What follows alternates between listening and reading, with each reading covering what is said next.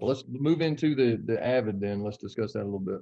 Okay, Avid Inshore, that is in my mind, our most iconic inshore rod.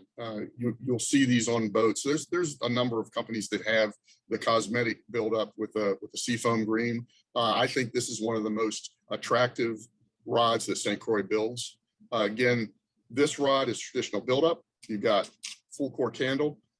You've got a traditional, this is a sea guide reel seat also. It's up locking, single nut here, foregrip, and then we have our hook keeper here. And this uses a Keegan guide platform. It's titanium with an alkanite insert. Again, this insert is also designed with that crowning that I talked about. That really helps to lock that insert in. It doesn't mean they're not going to fall out. David and I were talking earlier. If you hit this on something and really shock it, a boat, or if you hit a guide against something, you can crack those inserts and they will eventually come out. But day in and day out, these work extremely well. The titanium, for me, that means they're just pretty darn durable, bulletproof for corrosion. You still get some corrosion with these rods. This rod's been in service for about 2.5 years, and this is where I look for any kind of issues. And there has not been any development as far as corrosion. If this was a chrome stainless, typically you'll see some corrosion here, as much because of the electrolysis that's developed between the graphite and the steel insert. But with the titanium, these have been remarkably resistant to corrosion. And these are single foot fowless guides, nicely tapered for casting. And as you see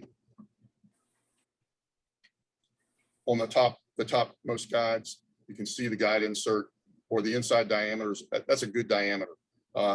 Those kind of diameters, you can easily get 20, 25, 30 pound leader knots through there and not worry about them catching badly. I know a lot of folks with that heavy a leader, a lot of guys will just rig it and keep the leader knot outside the rod. But if you are a fan of the large or long leaders, these work really well for that.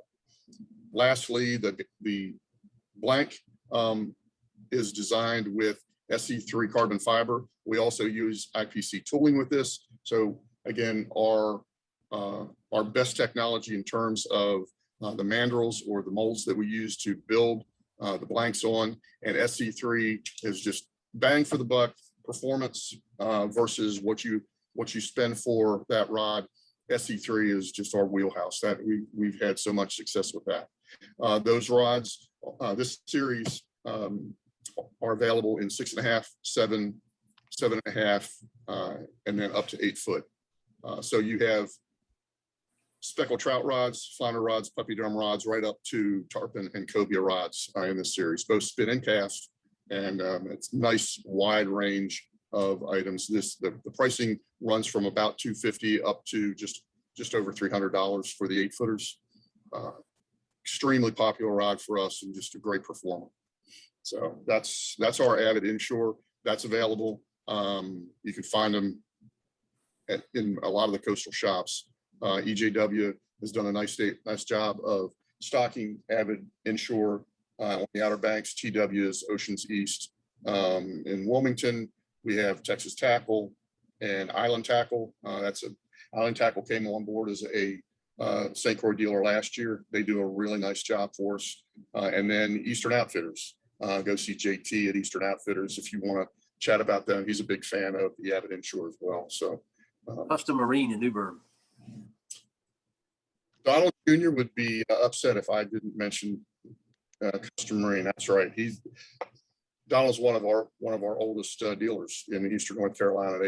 He and his dad started a long time ago, and they've been on board for quite a while. And he does a nice job of keeping his St. Croix rod rack filled.